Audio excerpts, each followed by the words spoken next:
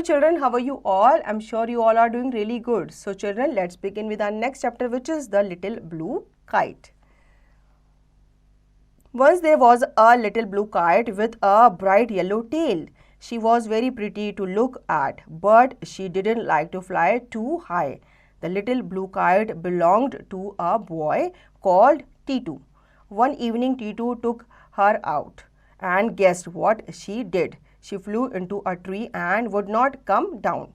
Titu pulled and pulled at the string. The string broke.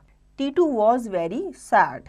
He left the little blue kite up in the tree and went back home. बच्चों एक बार की बात है, एक blue kite हुआ करती थी, ठीक है, और उसकी एक सुंदर सी येलो कलर की टेल थी। वो दिखने में बहुत ही प्रिटी थी, बहुत ज़्यादा सुंदर थी, लेकिन उसमें एक कमी थी। अब जैसे काइट्स बहुत ऊपर जाती हैं स्काई में, वो नहीं जा पाती थी। उससे ज़्यादा हाइट पे जाने से क्या लगता था? डर लगता था।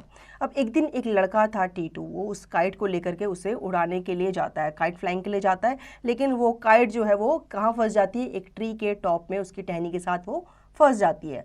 अब टीटू ये देखकर बहुत दुखी होता है, हालांकि वो बहुत कोशिश करता है उसे पुल करने की ताकि मेरी काइट जैसे तैसे नीचे आ जाए, लेकिन वो काइट नीचे आ नहीं पाती। इवन क्या होता है, उसकी जो रस्सी होती है वो टूट जाती है। अब रात होने वाली होती है, टीटू को घर जाना होता है, तो टीटू उसे वहीं छोड़कर बहुत सैड मन के साथ घर वापस आ जाता है। फिर क्या होता है? Darkness fell, the leaves of the tree kept the little blue kite warm, a puff of breeze sang to her. The little blue kite slept and she had a dream. She dreamt that she was in a place full of kites, red kites and yellow kites, green kites and purple kites. All the kites had faces painted on them.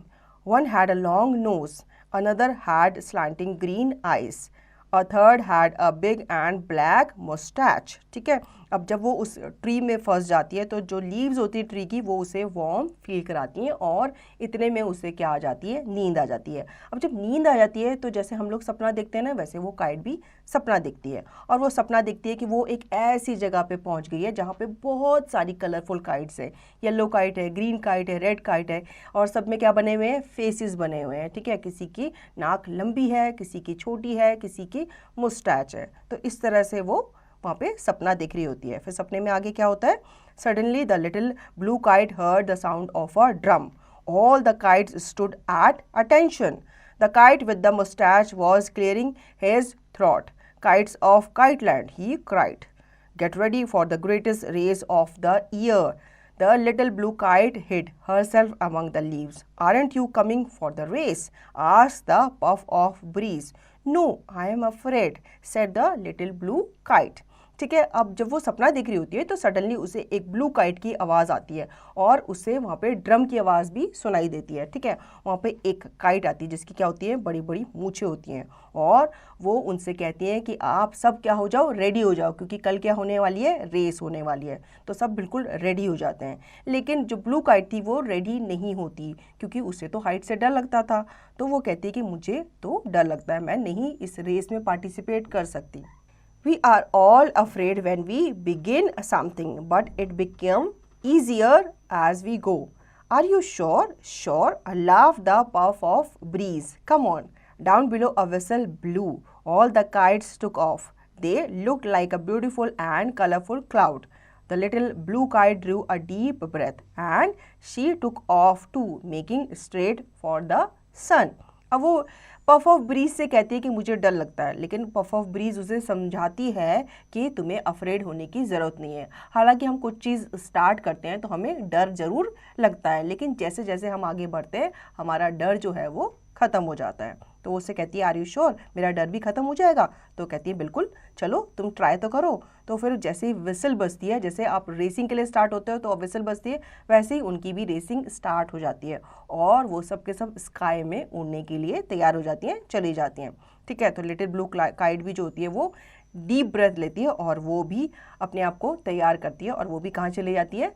Straight to the सन चली जाती है, मतलब बहुत sky में ऊपर की तरफ चली जाती है। Suddenly the little blue kite woke up from her sleep. It was morning and there was Titu under the tree.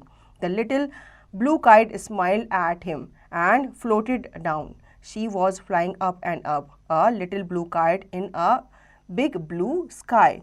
अब जैसी वो सन को देखती है तो फिर उसकी आंख खुल जाती है, क्योंकि वो क्या देख रही थी, वो तो सपना देख रही थी, ठीक है। और उसकी आंख खुल जाती है और देखती है अरे ये तो क्या हो गया, सवेरा हो गया। और टीटू उसे ट्री के नीचे खड़ा था, वो फिर वहाँ पे अपनी ब्लू काइट लेने के लिए आया था।